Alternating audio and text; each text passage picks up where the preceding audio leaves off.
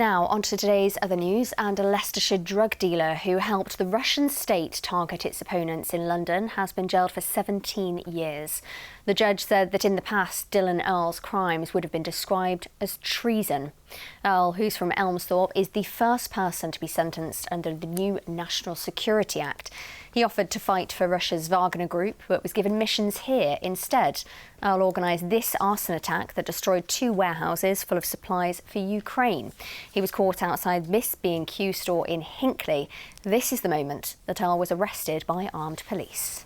Stand on the floor! Stay still! Stay still! I've got handcuffs here. Handcuffs here. Over. Onto your front. Onto your front. Onto your front. Onto your front now.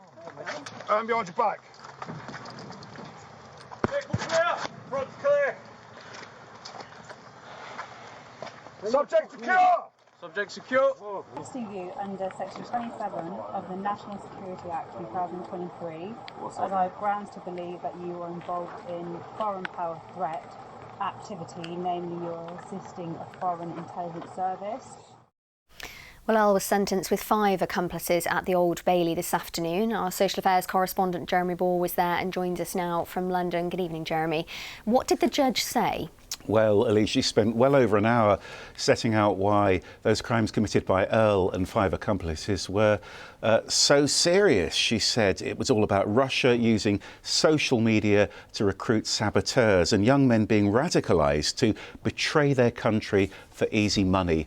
And Mrs Justice Chima Grubb rejected suggestions that Earl was some kind of victim of grooming. She said it was rightly described as a campaign of terrorism and sabotage. She also explained the significance of that National Security Act. The court heard that meant that Earl has been convicted for plots that hadn't yet been carried out, like trying to get secret intelligence from a British soldier and planning the kidnap of a wealthy dissident to send him back to Russia. And the judge said Earl even discussed bombing that man's business in London, and she said that's why our parents and our grandparents would have described what happened as treason.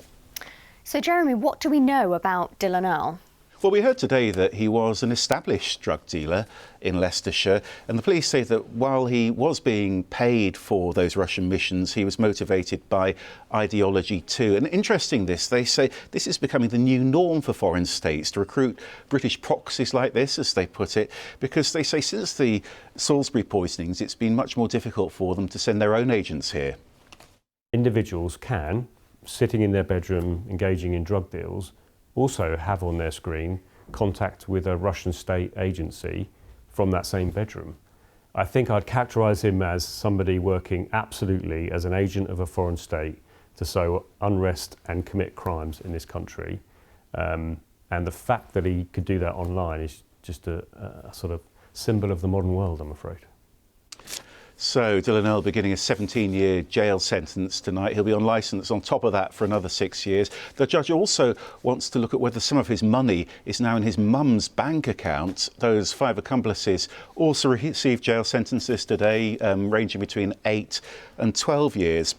And we've had an interesting statement tonight on this from the Security Minister, Dan Jarvis, who says these sentences send a clear message about how that new National Security Act can detect and disrupt foreign plots.